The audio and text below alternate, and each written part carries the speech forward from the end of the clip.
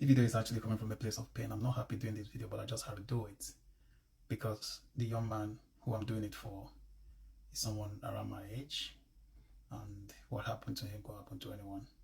This is a video done for the sake of fish magnets. I do not know fish magnets. I haven't met him before. I haven't patronized him. I haven't even come across his videos on TikTok.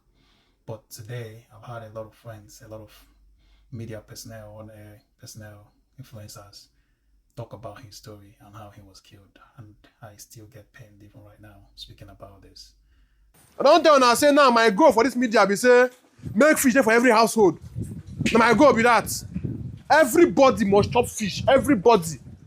And you know now, I dey sell fish, they share fish.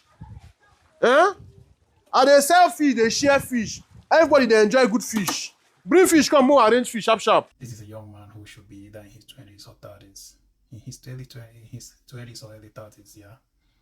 And just like everyone is encouraged to stay in Nigeria and make Nigeria work, this young man has stayed in Nigeria to make Nigeria work. He's chosen niche, which is to sell dry fish. He does fish farming, he dries the fishes and he sells. And his mission, according to him, from the video which I'm going to post right now, he spoke about crashing the price market, making fish affordable for every Nigerian, and he was doing that massively at all fronts. Only for me to realize today that this young man's life has been taken. From the story going around, I heard he was traced to his fish farm. He was kidnapped from there. Ransom was demanded. They paid for the ransom, and he was shot, driven in his own car, taken to an isolated place and left to die there. That's how this young man died. May his soul rest in peace. Now, this is where the whole thing begins to get me triggered the more.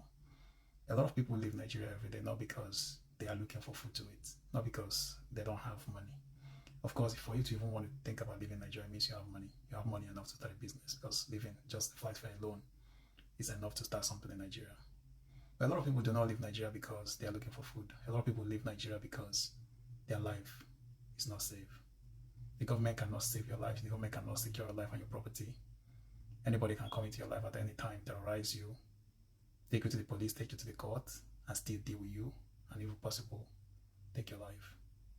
So that's why a lot of people are living. The JAPA syndrome. It's not because you want to go make millions and billions. No. A lot of people are living, especially in the past 2 years, living for their life. Remember the story of Chinelo, the young doctor who was only doing her housemanship after her NYC during the previous president, what's his name again, that just died. Buhari's regime, yeah. Chinelo was killed in a terrorist attack in the train that she was, and that's how she left. She lost her life, and that's the end. That's how every now and then, every day, every minute, every second, herdsmen, terrorists, kidnappers, even the military and paramilitary personnel are killing a lot of people in that country, and nobody is doing much about it.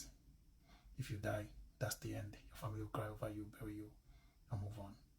So it has come to that point where a lot of people are living just to be alive. Imagine you're in Nigeria and you fall ill and you can't get the best medical attention. Imagine a lot of things. A few months ago, if not a year, a young girl was involved in one chance and she was either shot or something. She was taken to the hospital. The hospital was demanding for police report before they would take care of her. What happened? She died. The young man in Lagos some months back, whose wife went to the hospital to deliver, and the hospital were asking for a deposit of so thousands of naira before they can do anything on her, and she died. So these are all the stories that actually made it to the internet and to the media. There are a lot of others that doesn't make it. And that's why a lot of people are living in Nigeria, not because they're looking for food to eat. They're living for them to be alive. So when you tell Nigerians not to JAPA, you're not telling Nigerians how they will be safe in the country, even if they don't JAPA and they make it.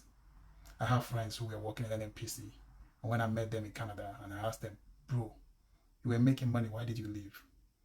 They said, if I have 100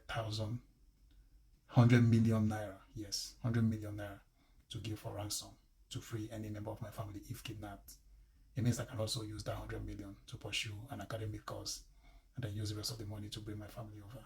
And that's what they did. And right now, they are all in Canada with their families, just with the 100 million, for an example. So this is the story, and the story of many people. Nigeria has to be saved. A lot of the Nigerians in Ghana who will not be happy to leave Ghana, it's not because Ghana is giving them anything. A lot of them are even giving more to Ghana than Ghana is giving to them. But the only thing they cannot boast of is the security of their life and property in Nigeria. This is what the government should be doing, and the government is not doing it. Then you don't expect people to stay. You don't expect people to stay. The government cannot be clamoring for next election when they are not saving, securing life and properties. People are being killed in Benue, massacred in Enugu, in Soka, in every part of the country, and life is just moving on. This is not how it ought to be. This is not how it ought to be. This is not how you invite investors to come into a country. Nigeria has gone down the drain, and if nothing is done, it will only get worse and worse and worse and worse. Our leaders keep borrowing money from anywhere they can ever find money to borrow. What do they use it for? For their self-gratification. That's what they use it for. That's what they use it for. They don't use it for anything good for the country. Remove first subsidy, and the whole subsidy money has been paid into the Nigerian coffers until today. What has been achieved? Nothing. Not even security for the people. So these are the things that are driving people away from Nigeria. The young man stayed, Fish Magnet stayed. He looked for a business. He mastered the act. He did the marketing aspect of it.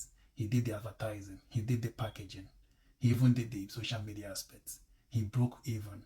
People home and abroad knew him. He was supplying the whole country, if not even outside the country. But what happened to him? Just like that, his light was just off. And nobody's going to be held accountable. The governor of the state where he is, Soludo, Anambra State Governor, do I know if he will be able to do anything about this? Even if he does, the life is gone. This is how people are being killed every day. And I'm not happy. No Nigerian is happy. Even Nigerians who has broken even in the different countries where they are, they want to go back home. But how do you want to go back home to invest when your life is not safe? How? How? Your properties is not even secure. Anybody can come and threaten you and tell you they own the property you bought with your money. And they will take you to court and bribe their way and win you.